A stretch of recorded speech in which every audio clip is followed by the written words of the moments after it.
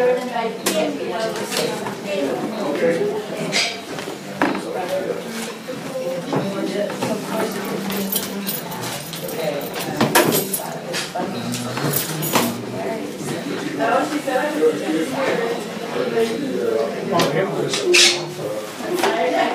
it was late.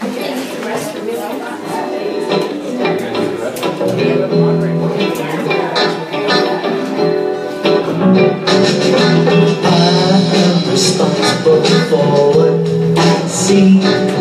Yeah, I'm responsible for what I say. I'm responsible for what I say. Say I'm responsible for what I say. And every right that seems to happen to me.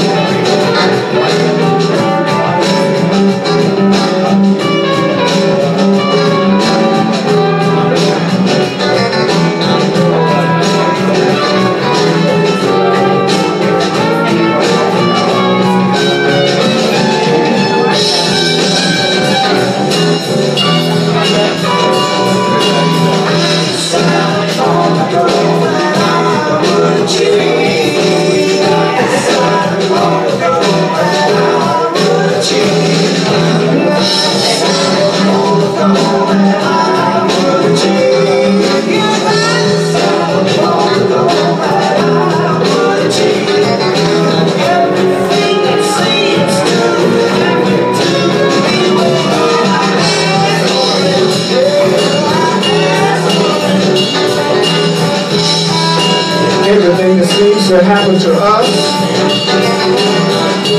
every single thing seems to happen to us, yeah, we ask for it and receive as we have asked. I ask for joy, I ask for abundance, I ask for happiness, I ask for life. I am responsible. I am responsible. I am responsible. I am responsible. Everything that seems to happen to me.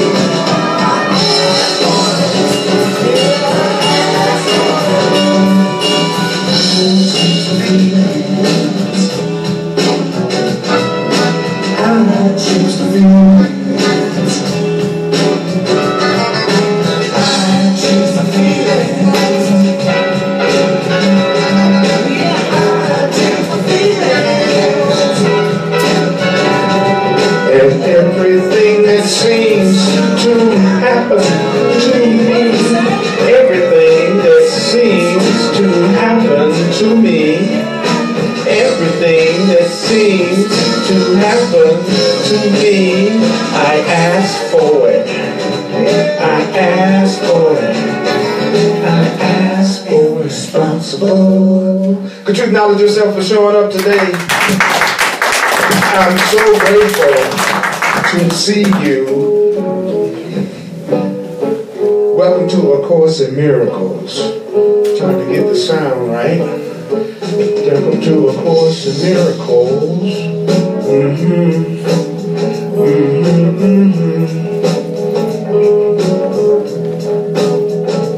What's your name? Yeah, that was John Christmas, www.johnchristmas.com for the vocals. I want to welcome everybody that's coming in online right now to the Course in Miracles. And I want to see if I can change my mind so I can let myself have more joy, peace, happiness. Anybody else? I want to make sure we're all on the same track, right? Yes. We all want to have that, right? Oh, yes. Okay, that's what I want too. So what do we need to remember? We need to remember that we don't have to believe what we're about to hear, that we don't have to accept what we're about to hear. Some of the stuff that we hear may be hard to believe. Some of the things we hear might be quite startling, but we're not asked to judge the ideas at all. It's the use of the ideas that will give the ideas meaning to us and will show us that the ideas are true. So if we use it, the promise is if we use it, we'll see that it's true. And that's what I want to learn how to do. And I'm going to do a really deep section today. And this section is called Beyond the Body. And it's going to be on page, in chapter 18. It's called The Passing of the Dream on page 384.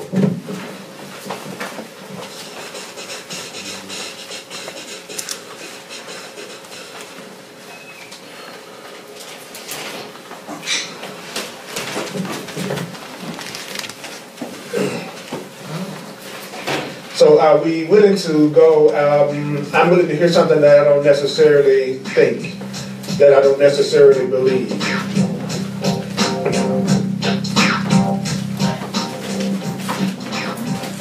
Sonia, Talisha, Kiza, Topsy, Jennifer, just some of the people that are coming in online.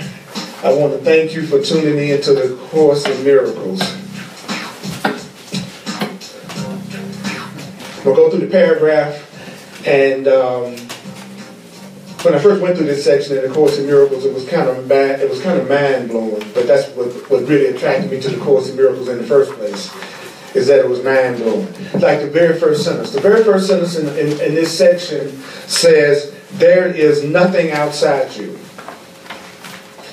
There's nothing outside you. There's nothing outside you. So, if you look around the room right now, does it look like there's something outside you? Yeah. Okay, like everything I'm looking at? Yeah. It's not. It's not.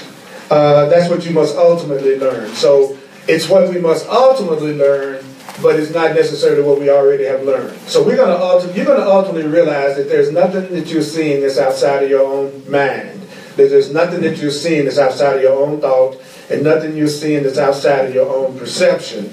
And he says it's in this realization that the kingdom of heaven, which is love, is restored to you. So I'm never going to love you really until I recognize you're not separate from me and you're not outside of me. That to really get that you are me and I am you, and that we're connected and that we're joined, that's what I'm going to ultimately learn. He says, for God created only this, love. God did not depart from it, nor leave it separate from itself. So love, which is God, is not outside of us, is not separate from us. And the kingdom of heaven is the dwelling place of the child of God who left not his creator and dwells not apart from him. So the kingdom of heaven, the Course in Miracles says, is perfect joy. So you can say perfect joy is your dwelling place, and you haven't left your creator, and your creator doesn't exist separate from you. So heaven is perfect joy. So we are not separate from perfect joy. Heaven is total love. And it also says, heaven is not a place, heaven is not a condition. So when it talks about heaven, it's not talking about a place, and it's not talking about a condition.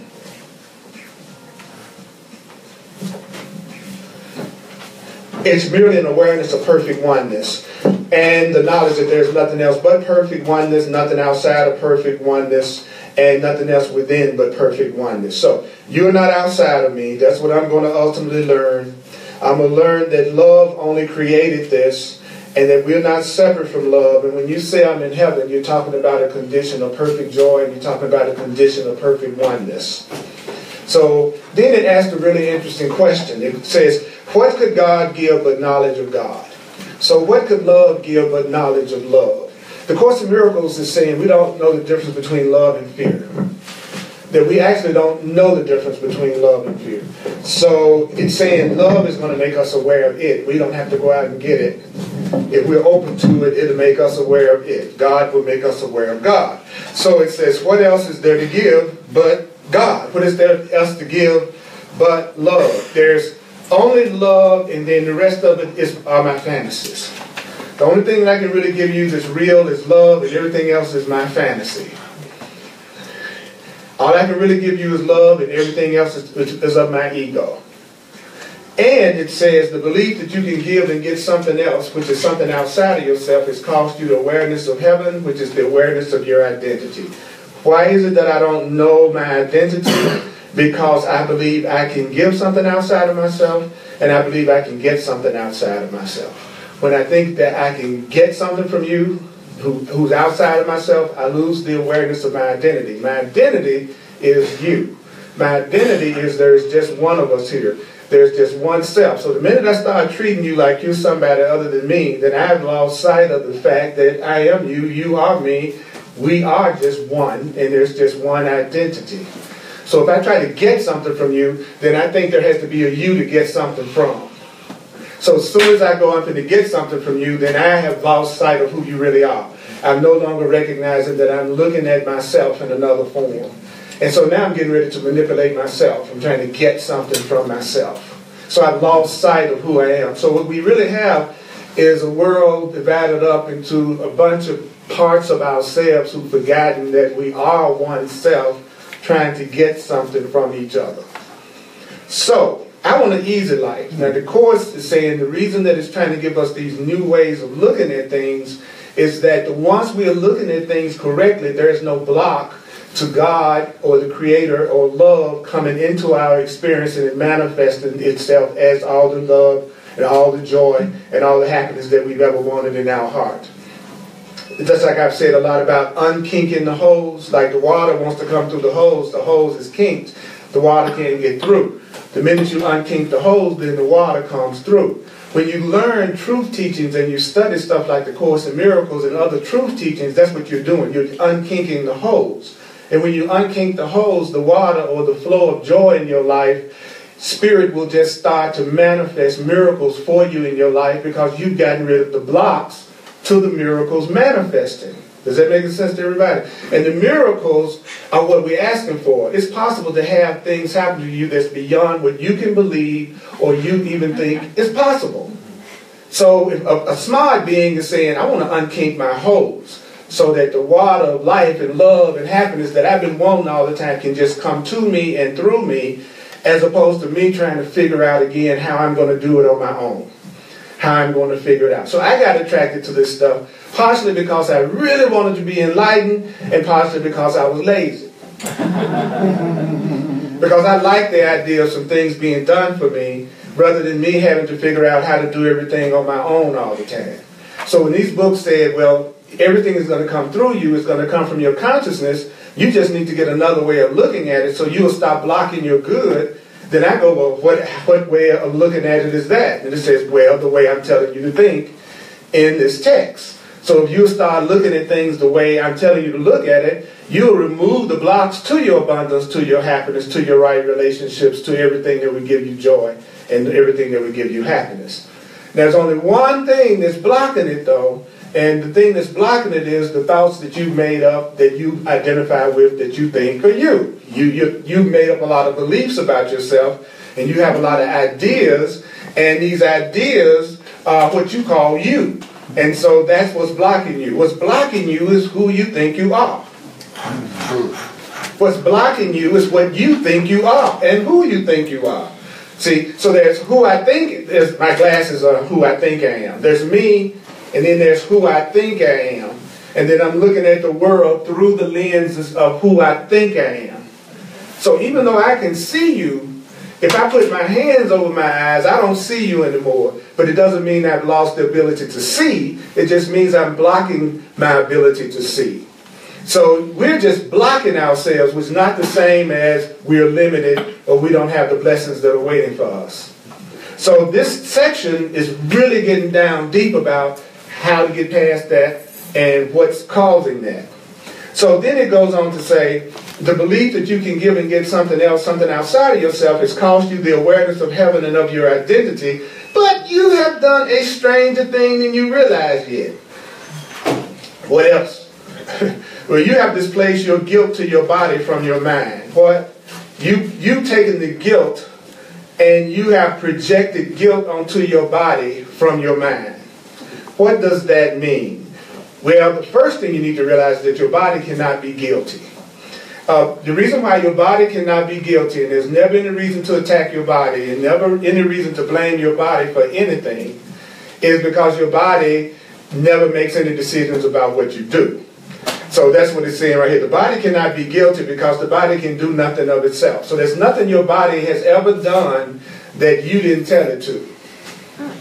So when you ate that second hamburger when you promised you weren't going to eat it, your body lifted the hamburger up and put it to your mouth because you told your body to do it. When you say, oh, my body made me do it, I just couldn't help myself, I had that urge. No, your body did not have that urge. You gave that urge to your body. Your body relayed that urge back to you for you to have that experience. So your body is just a communication device that relays to you whatever it is you want to experience. But your body is not making any decisions about itself. So he says the body can be guilty because it can do nothing of itself. You who think you hate your body, you're deceiving yourself. If you think you hate your body, you dislike your body. And when it says your body, it's not just talking about your physical body. The Course in Miracles says your perception is also your body. So when I say my body, I'm talking about everything I perceive. Because it looks like I'm inside of what I'm looking at. It looks like you're inside the room. It looks like you're inside. It looks like your perception is surrounding you and you're inside of your perception, doesn't it? Okay, that's your body. So when I say I hate my body, I'm also saying I hate my experience. I hate what I'm perceiving. I'm mad at what I'm perceiving and what I'm looking at and going through in my life I don't like. All that's being projected through my own perception. So he says you think you hate your body, you're really deceiving yourself. What you really hate is your mind.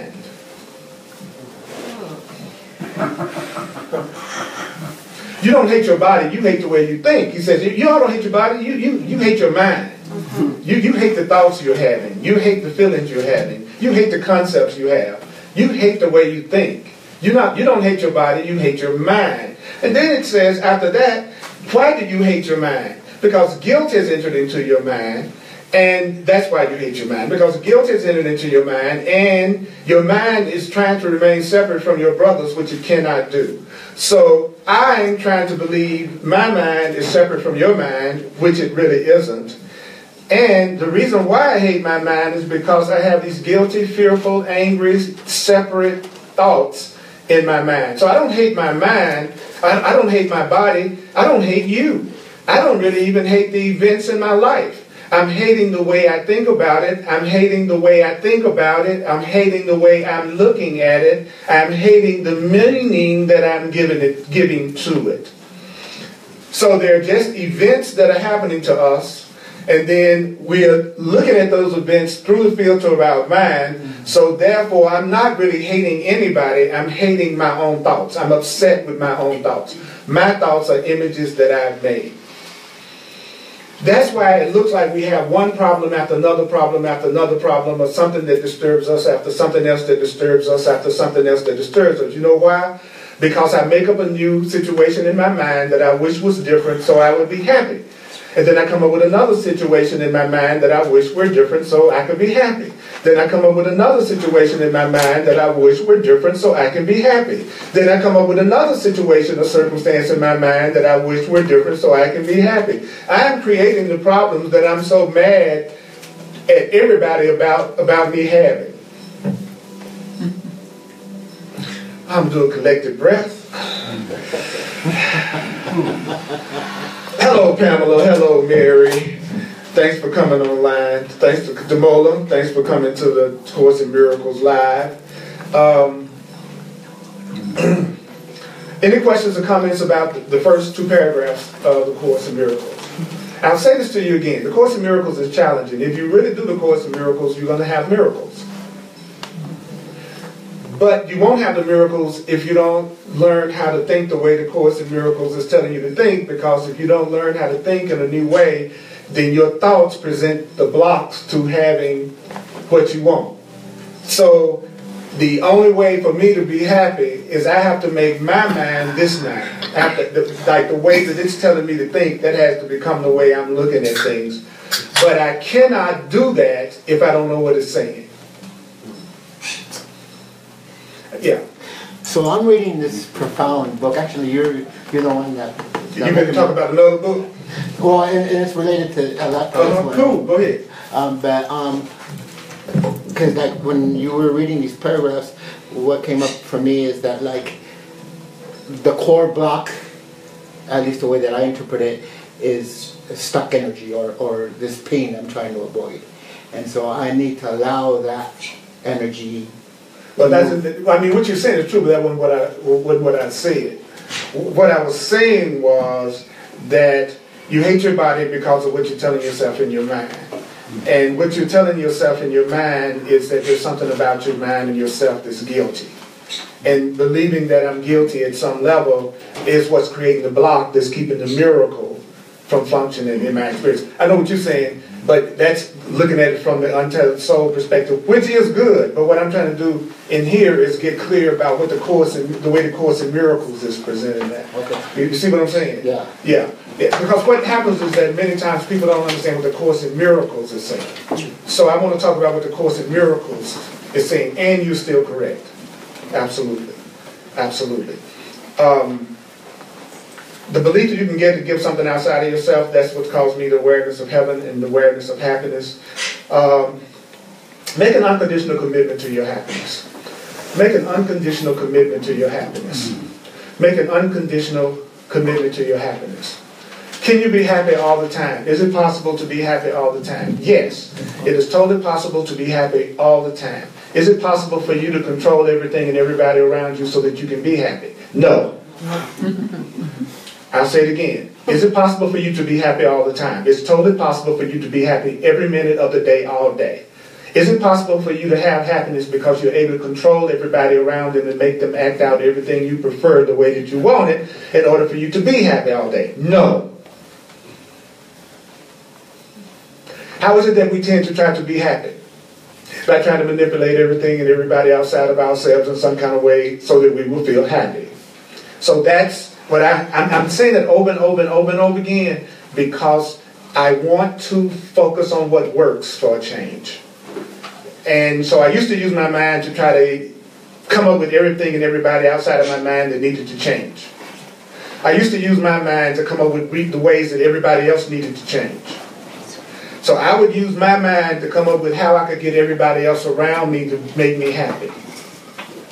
Now I'm trying to use my mind to remind me that it's my mind. And I don't get a lot of help from the world. And I don't get much help from the people around me. Because most of the people around me are completely addicted to the idea if something or someone else outside of me were different, I'd be happy. So they don't give me a whole lot of help other than showing me what not to do. Okay, because if you watch their relationships, they're sitting, all they're saying to each other is, if you were different, I'd be happy. No, if you were different, I'd be happy. No, if you were different, I'd be happy. No, if you were different, I'd be happy. And then I watch parents and children, and what are they saying to each other? If you were different, I'd be happy. No, if you were different, I'd be happy. No, if you were different, I'd be happy. Then I watch people on their job and their employment situation. What are they saying? If my boss was different, I'd be happy. No, if my employee was different, I'd be happy. Then I hear them saying, if my coworkers were happy, then, it was different, I'd be happy. So I'm watching everybody around me reinforce what will never make me happy. So I will use them to remind me of what not to do if I ever want to have a good time. But I'm also asking Spirit to now send people in my life that are also realizing that they do that, just like I realize that I do that too, but they want to go beyond that and we want to go beyond it together.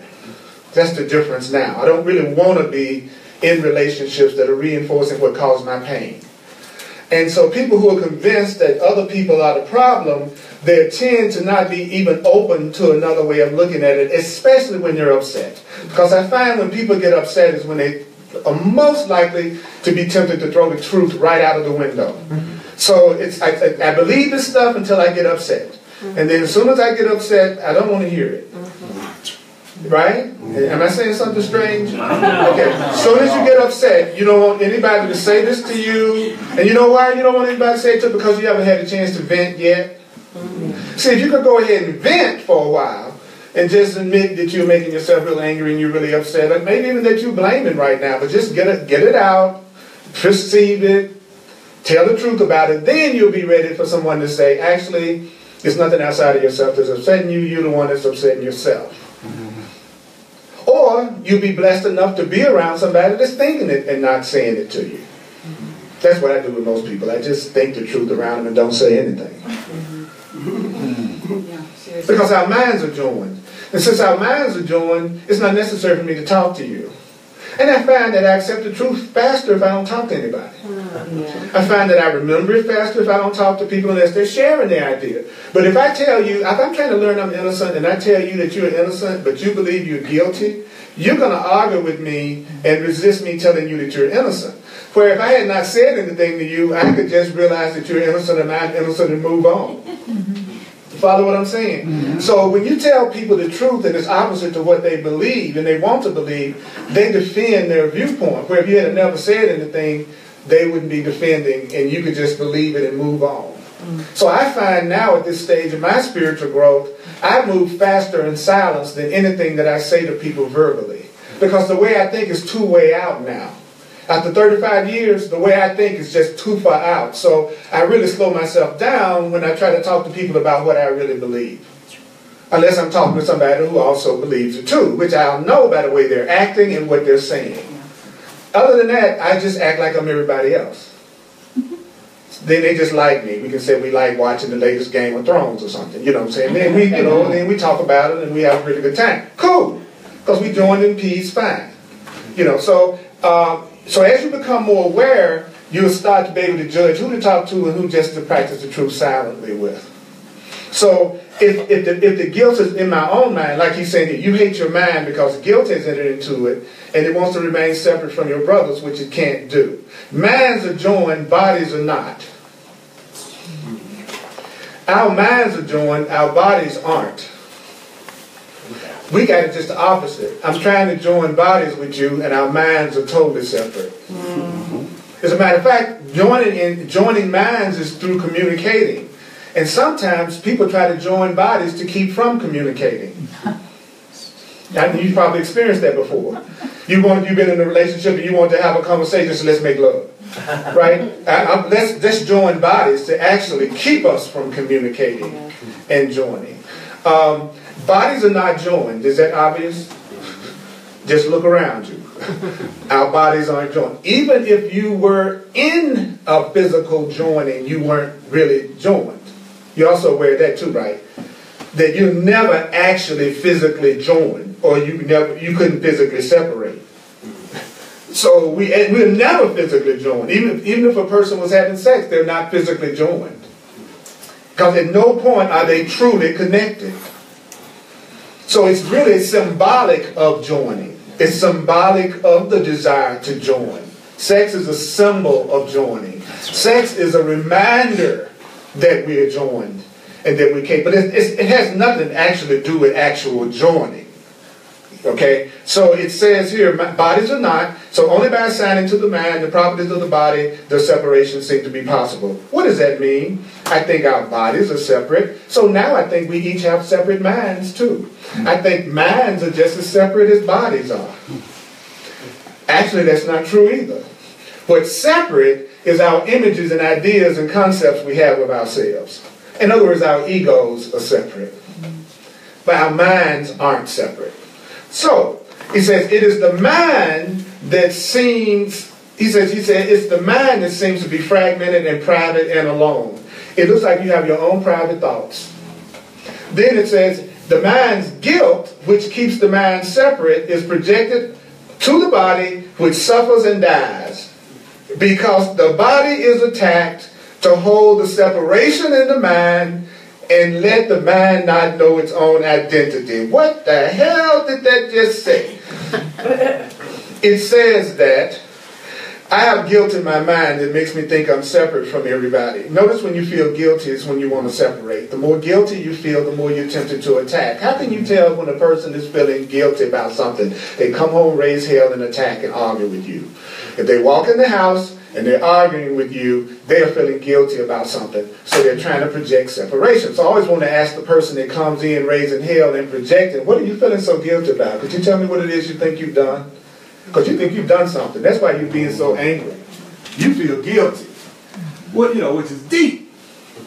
So the Course in Miracles says, now the truth is, what's really happening is that I have a guilty mind. I think I'm trying to be separate. I project this guilt onto the body, and the body suffers and dies because I'm constantly projecting my anger and my guilt and my separation on my body all the time. It's real easy to prove. When you get angry, where are you feeling it? Where do you seem to be feeling it? In the body. In your body. When you feel depressed, where do you seem to feel it? In your body. When you feel sick, where do you feel it? In your body. So all the anger, guilt, and grievances actually are projected onto the body, and then it's the body that suffers. So a suffering body or a suffering physical life is the result of a guilty mind. So the more guilty you feel, the more drama, struggle, and pain you create for yourself in your life. So who would be your greatest quote-unquote enemy? Your greatest enemy would be the person that's always trying to make you feel guilty. And what do we usually try to make people feel guilty for? Not doing what we want. Because they're not doing what we want, and we're trying to get them to do what we want, so we try to make them feel so guilty that they will do it. So anger is nothing but me trying to make you feel so guilty that you do what I want you to do. But what I'm really doing is attacking myself and attacking my own body. And if I'm reinforcing your feelings of guilt, then I'm also increasing the thoughts in your mind that create struggle and drama for you.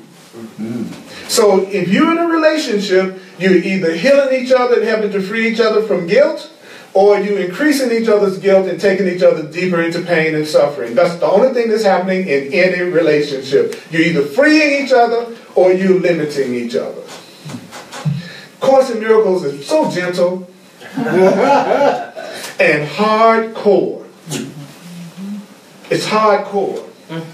And that in the only way in here, man, the Holy Spirit within me was saying, look, buddy, either people are ready for it or they're not. Because I'm always thinking of, how can I get this across? How can I get this across? How can I get this across just right? How can I be an even better motivator? How can I reach people? The boy said, the people who come to your class or watch you online or anybody, they're either ready for it or they're not. You could set yourself on fire, you could dance, you could pay them $1 million, you could do anything. But the person that's not ready for the course will not be ready for the course until they're ready for the course. And when they're ready for the course, it's just the opposite. There's nothing you could do that could stop them from studying it. And I realized that was true about me. Nobody had to try to force me to study the book or read the book. And I had the same resistance that I see other people having, but I still never seriously entertained stopping.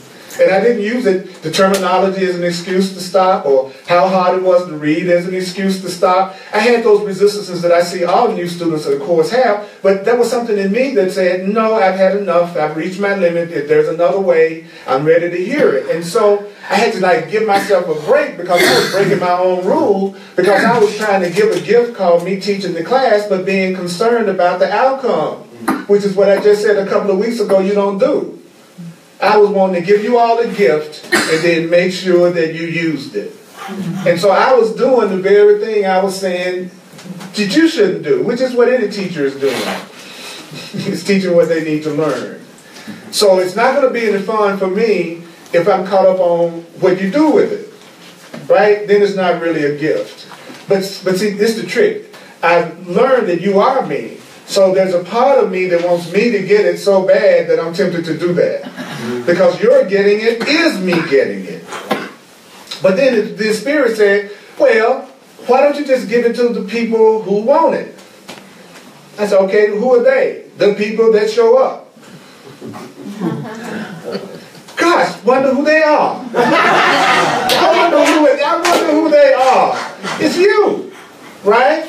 And I know this is challenging to hear, and I know it's easy to go unconscious on it, but that shouldn't stop me from delivering the message, right? Okay, because it's so hardcore. I mean, it's like he says right here. Where does suffering and dying come from? I love death. I put a sign up on the wall because I realized that death didn't take anything away from me. Death actually gave me something. And what death, the idea of death gives me is meaning to my life. The more I recognize that I'm going to transition out of this body and really take a look at that, the more value I give to everything and everybody in my life that I love.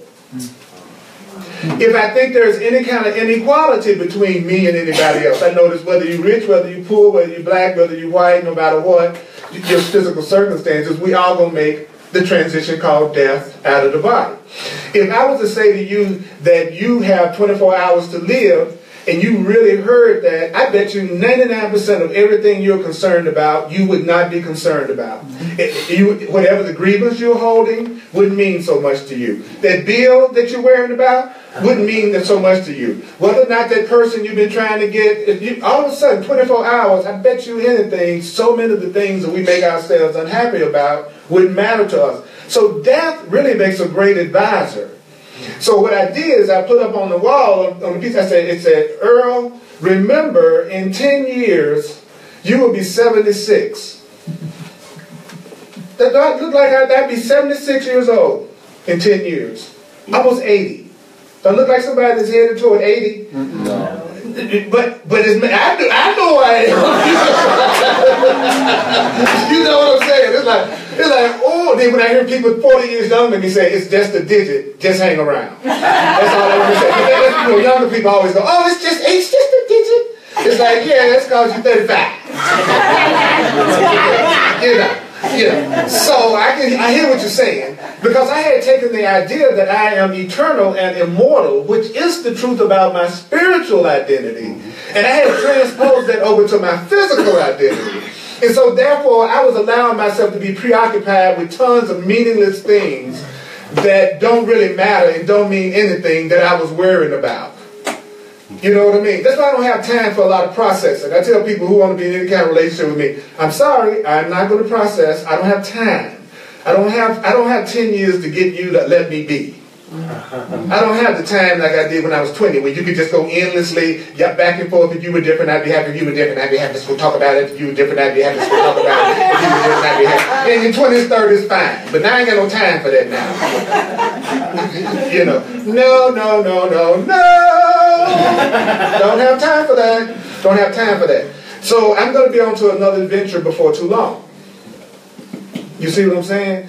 And so I don't have time that most people spend trying to do the most meaningless thing they can do, is spend all their time trying to get somebody else to change for them. Which is the biggest waste of time that you could ever come up with in your life, but it's the most popular game that we do. Is that right? So, and all that anger that I get because you won't be the way I want you to be is affected my body, which is already in the twilight of its time. Okay, so I'm not going to spend that time focusing on attacking myself even further. You know, the reason why I don't appear like someone my age is because I don't have the programming about it that most people my age have, because I've been studying the truth since I've been 23 years old. That's why. I don't think like most people think. Just like it told me, if you don't think the same, your body is not going to age the same way. You know, and your age has nothing to do with who's attracted to you. That's the other illusion. Well, you know, when you get a certain age, you're not going to be able to attract people to you. I attract people from 20 to 90. I'm just sane enough not to want none of them.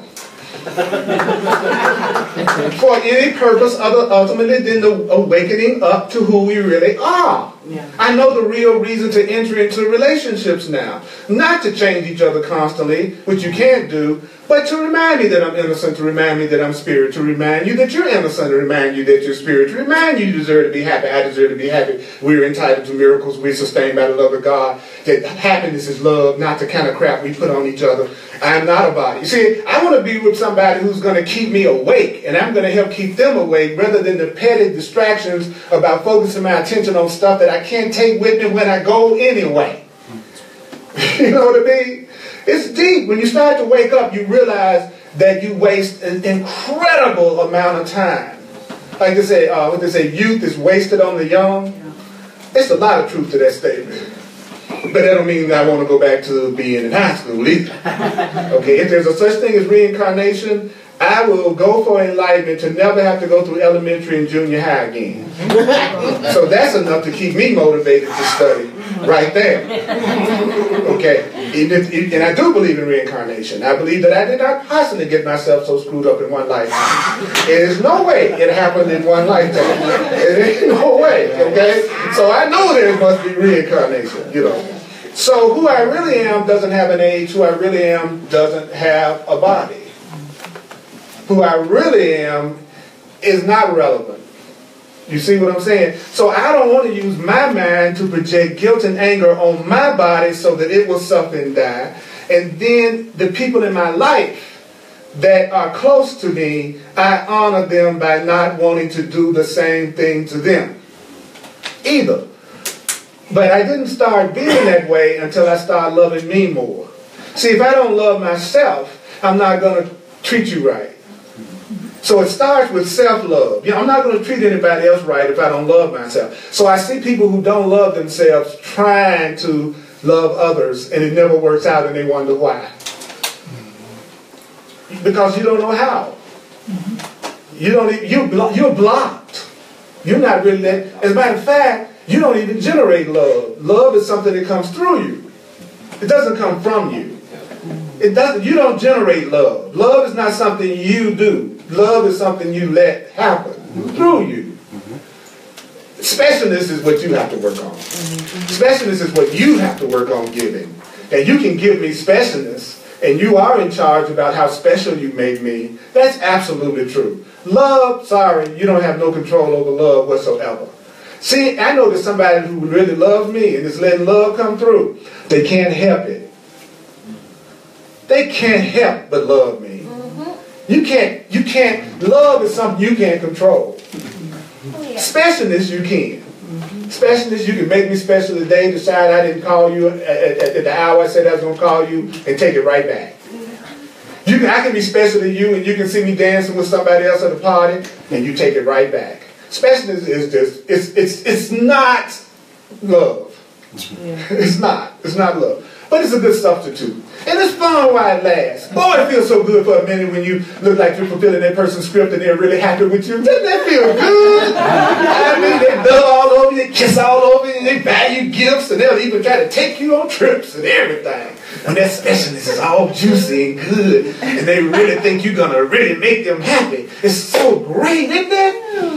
But man, before you know it, you get fooled, and you really think you really have this power and this control over them, and then you do something that's not what they want you to do, and they take it back. And then you feel so freaked out because you saw you didn't really have any control over it, and you thought you did.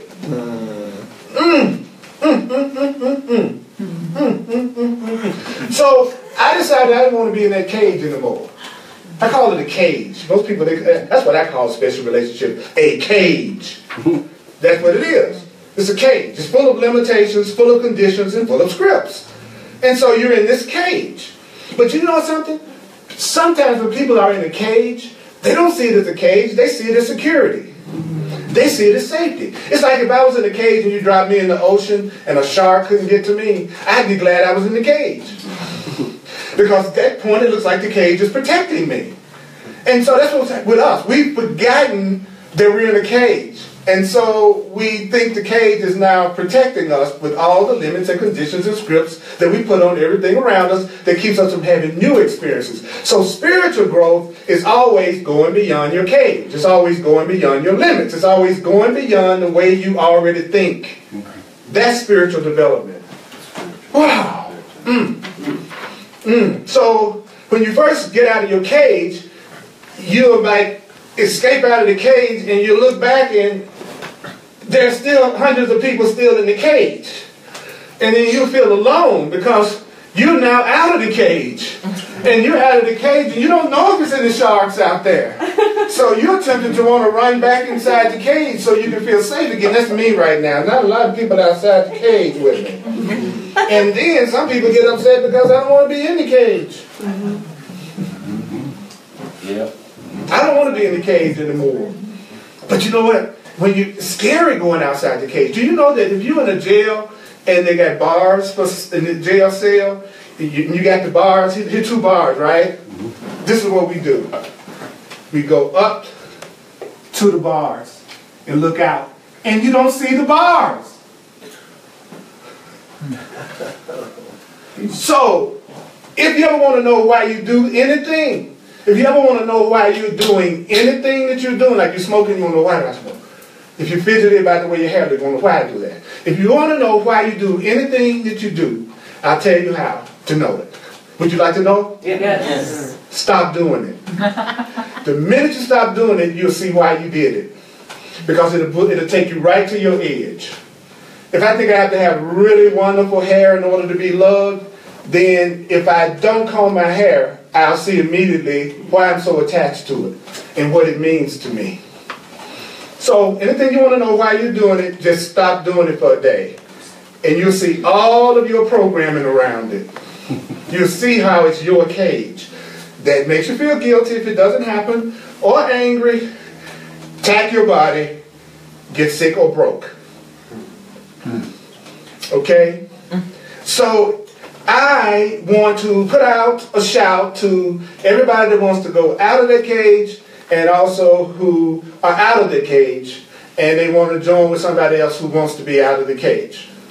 I'm putting that shout out to the internet. I'm putting that shout out to you all. And if you want to be out of the cage, it simply means you want to be out of guilt. You want to be out of fear. You want to be out of ignorance. You want to be out of victim consciousness. You want to be out of thinking that you're alone and on your own, out here trying to make it through your own wits. You want to be out of the idea that your ideas and concepts about what life should be about is the one that everybody else needs to be living by also. That's it.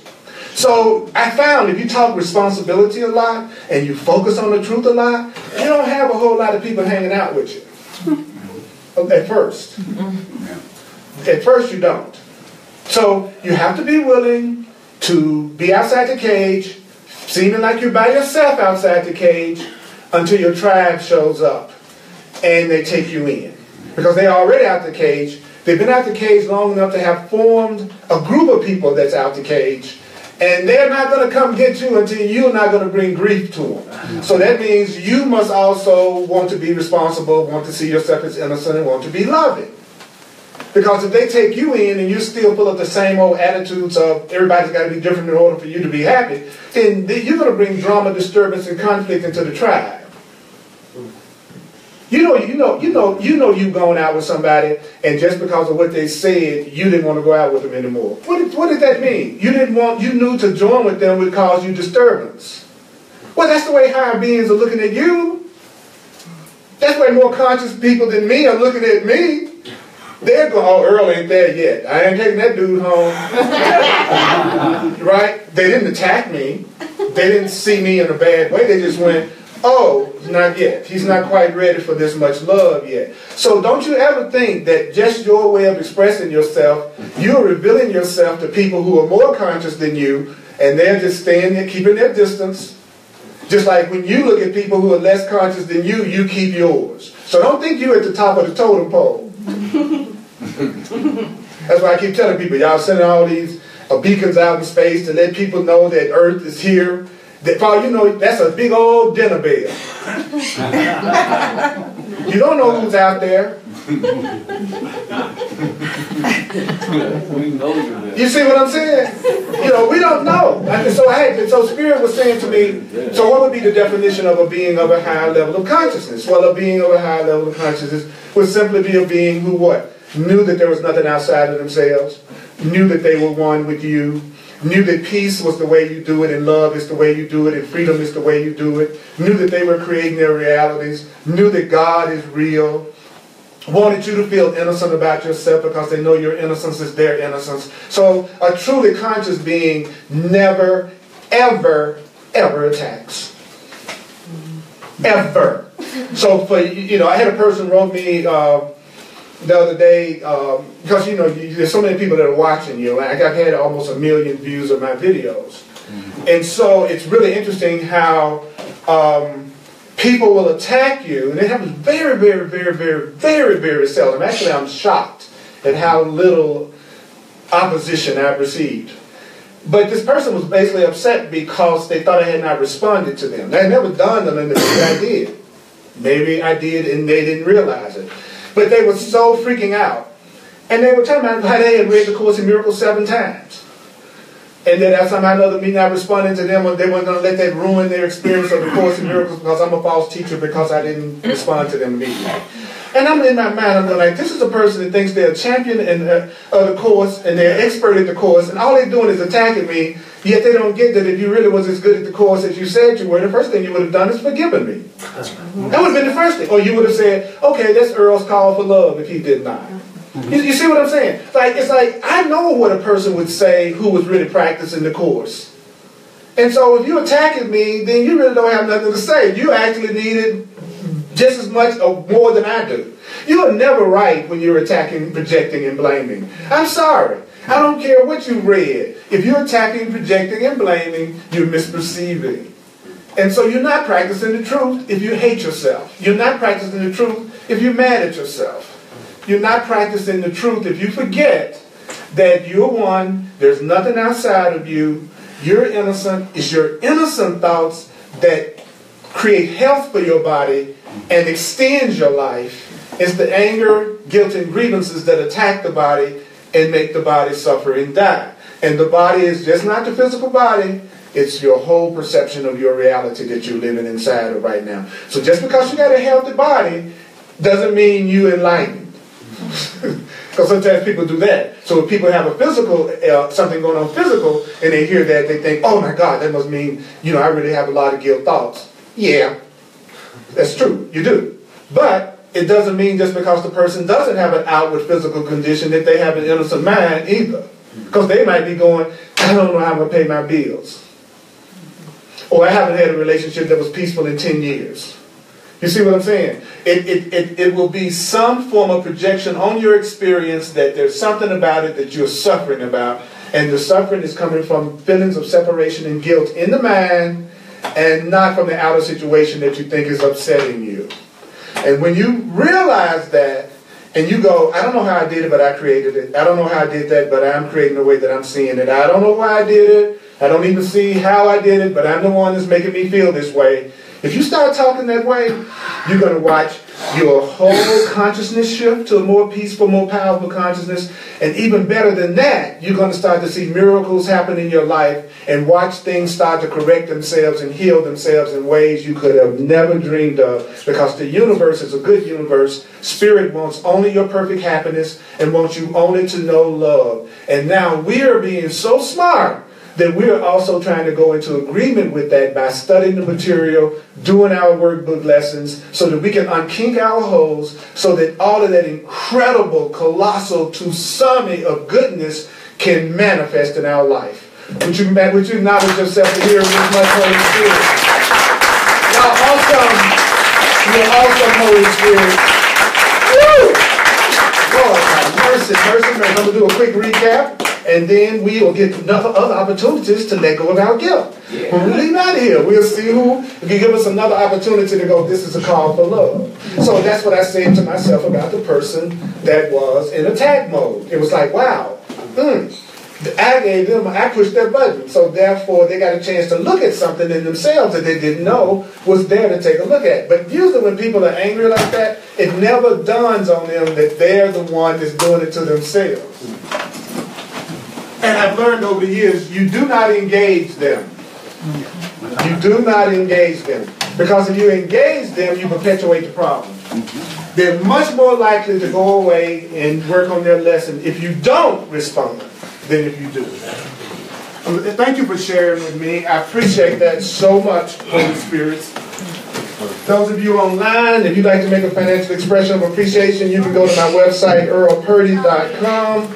I really, really appreciate you supporting the teaching ministry that I'm doing.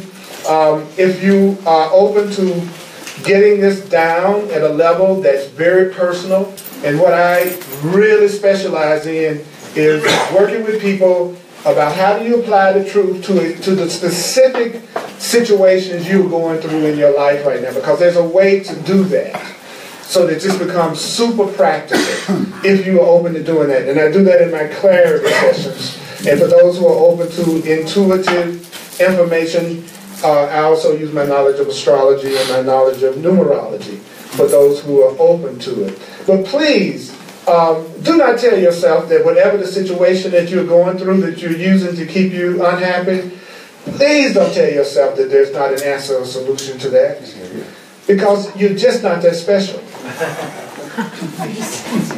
No, you're not so special that you can come up with a situation or problem that God can't solve. Nobody's that special. That's too damn special. That you got some situation that the universe could not handle, the spirit could not handle. That ain't true. I tell you what's really happening if you want a quick tip. But it is, you haven't decided to have peace yet, so therefore you're not listening to the answers that's available so that you can punish yourself because there's some part of you that thinks punishing you is the way out. That's why the problem is still there. I'll say it again. The problem or pattern that you think is there that you have not gotten rid of yet is because part of the unconscious solution you come up with is suffering and punishing yourself. And so that is the solution that the mind has come up with, which is I'm going to suffer for a while. And so when a person has made the decision to suffer, then there is no answer that's acceptable. There is no answer that they will use. So that's why you ask for a miracle, because a miracle means I'm willing to let spirit have the power of attorney. I'm willing to let spirit overrule my own decision to hurt myself. I'm willing to let God shoot a healing out to me even if I've decided I should suffer. And that's what the Course in Miracles and books that focus on God do. They tune into something that could help you out beyond your mind, which is what I want. I want, when I'm hating myself, I want the universe to still support me, help me, and heal me. I don't want the universe to go, oh, Earl has decided he's going to handle it on his own. He's not really interested in being overruled. He's not interested in an answer that he didn't think of. So he believes he has to come up with all the solutions. So he's not really open to a solution that he hasn't thought of that could really solve his problem, because he's decided he's not going to turn to me. So what I'm going to say to Spirit is, when Earl loses his mind and forgets about you and trying to punish himself and make himself suffer and die, I want you to see that as just what you told me you were going to see it as God. See it as my call for love. See it as my call for you. That the more I hurt myself, the more angry I am, the more I'm misperceiving, then see that as, wow, he's really calling for me. Wow, he's really calling for me. Boy, is he really calling for me. I'm going to give him so much love and light and support, because can't you see how much he's calling for me? See, that's how the Course in Miracles says somebody that loves you sees your pain or your anger.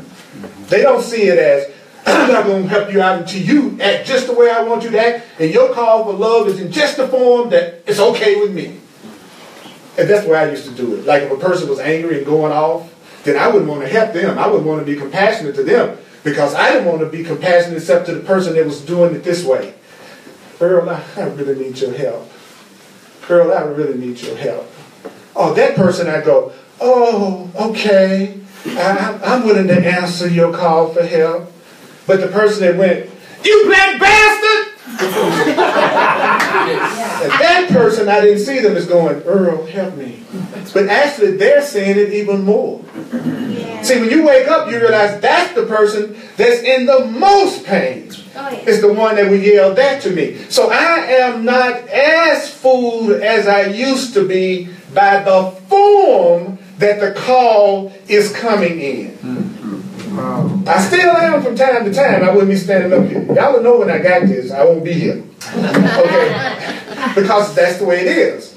You know, I'll be somewhere else. So, just like you. How did you hang in that relationship? Because there were lessons you needed to learn in it. And until you learned the lesson, you didn't let it go. And that's why you couldn't get away from them. Because the lesson wasn't complete. Then after that, you go to the next level of ease. Because let me tell you something. Each level is easier, not harder. The hardest part of the spiritual path is starting. The hardest part of reading this book is starting. The hardest part of doing a workbook lesson is starting to do them. Starting is always the hardest part of the spiritual path. The longer you're on it, the easier your life gets. My life is infinitely easier than it was 35 years ago, internally. Which is the only place that matters anyway. So yeah, I still have my lessons, but Lord knows they tend not to come as hard as they used to. But when they do show up, it hurts. You know, let's say I put my hand on the stove 10 times in an hour. Well, it hurt every time, right? Okay, but then I started to get smart. Go hand, fire, don't go together. Hand, fire, don't go together. You know, oh, that's the same as saying attack, feeling good, doesn't go together. You know, okay, so you begin to get it, right?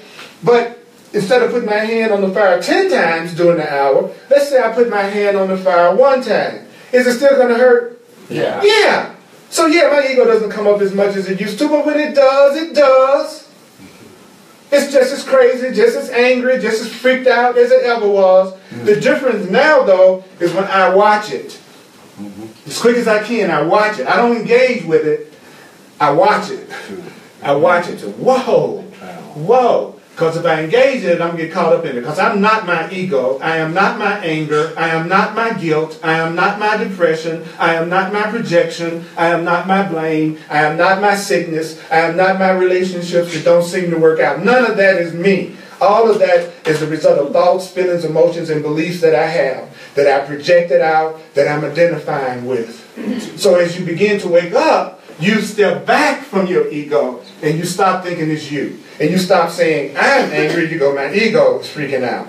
My ego is attacking. My ego is jealous. My ego is broke. My ego is trying to figure this out. You are not your ego. You are not the fear you feel. You are not the upset you feel. You are not the insecurity that you feel. That is not you. Those are just thoughts you have about you. And so I'm telling you the truth about you. You are entitled to miracles. You are a total blessing. You're a priceless part of God's kingdom. You are loved unconditionally. You are strong. You are blessed. You are beautiful. Now, if that doesn't jive with your image of yourself, I just bored you. Or it didn't mean anything, right? Or it just didn't mean anything. See, so it doesn't mean anything until you say it to yourself so much that you begin to believe it. Because the Course says at the very beginning, when you're trying to change your mind, that the way you change your mind is that you say the truth to yourself over and over again, even if you don't believe it. And if you keep on saying it long enough, then you begin to accept it as true. And if you keep on saying it even longer, then one day you go, it is true. And when you go, it is true. I am a child of God. I am innocent. I am powerful. I am a creator. I do deserve to be happy. As soon as you say that and you mean it, then look, that's the kink going out of the hose. Finally, you'll let all the blessings that God has ever wanted to give you come into your life. It'll be subjective. What does that mean? That means you will be living a life that's in the world but not of the world, and the people around you won't even recognize your life as 1,000% easier than theirs, because people automatically assume that people around them are basically like them. So it's an internal thing and not an external thing. So a person would know that by the car I drive. They wouldn't know it by where I was living. They wouldn't know it by what I wear, because happiness is internal. It's not external. So it has nothing to do with any of those things. So you can be around an enlightened person walking through King Soopers and never know it. There could be enlightened people on this street that's living a life of bliss beyond your wildest dreams and you never know it. Because conscious beings don't like to attract attention to themselves. They like to move through the world easily and invisibly. Because true freedom is being unknown in the world. You want to be free in the world, you don't want to be Oprah. Unless Oprah is doing that by divine will. You follow what I'm saying? Yeah. Freedom is being able to go to the mall without having 300 people walk up to you and ask for your autograph. It's not what you think it is. And when I was in Memphis, before I moved here 17 years ago, I had a television show in Memphis that was broadcast. And it was very popular. And 20 years ago. And it was like one of those situations where I couldn't go to the restaurant. Or wherever I would go, somebody would walk up to me. And I realized I was a little bitty tiny fish in a small pond. And I didn't enjoy that at all. So it got me over the whole thing of I need to be a famous teacher, a famous anything. It's just the opposite now. It's like, how much can I look like everybody else? You want to know who's enjoying the $1 million? It's the producer of Star Wars. Who you don't know who he is. He got the most money and he can go to the mall. Ask Harrison Ford if he can do that. So when you're all ready to be famous, you might want to think about that. About your freedom. Your freedom is your greatest gift. And I want you to have it. You're innocent. You're beautiful. You're awesome. You're innocent. You're beautiful. You're awesome. You're innocent. You're beautiful. You're awesome. You're incredible. You are. That's true. That's true. That's true. That's true. That's true. That's true. That's true. You are entitled to miracles. I say it to you. You are entitled to miracles. Claim it for yourself. I am entitled to miracles. Are you willing? I am entitled to miracles. Now think about this. God, unkink my hose. God, unkink my hose. Say what? God, unkink my hose. Do you want it now? God, unkink my hose. And that means, God, remove my blocks. God, remove my blocks. One more thing before you run out of here. And I mean this from the bottom of my heart, from 30 years of teaching this. Please give some really sincere thought in getting rid of the idea, whatever it is that makes you not want to call on God. Whatever it is that makes you not want to either say the word God or to give any reality to an intelligence greater than your own ego. Whatever word you have to use, universe, all that is, spirit. But I would suggest God, and I'll tell you why. Because that is the word that is most symbolic in all languages around this word for a supreme part of ourselves that can heal and help us. So whenever you say God, you're tapping into a mass collective consciousness that's beyond anything you could imagine. So you can say infinite, whatever, and just, whatever words you think you need. But I'm going to tell you, there's a lot of power in the word God. Because it's so powerful through all languages and so many cultures. So the only problem that any of us have is our sense of separation from God. That is the only problem that you have. That's the only problem that you have. And every problem that you have can be solved. So I'm going to say to those of you in here, I'm recommitting and rededicating myself to a brand new level of commitment to teaching and doing this. And those of you who really know you're tired, you've had enough, and you would really like to work with somebody that loves you and that's devoted and really wants to go beyond the ego, please come to the class or watch it on TV. I'm here.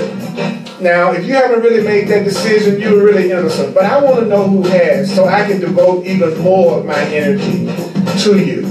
Because I and like you. I get inspired by how people are inspired themselves just as much as you do. So your enthusiasm about our curriculum creates enthusiasm for all of us.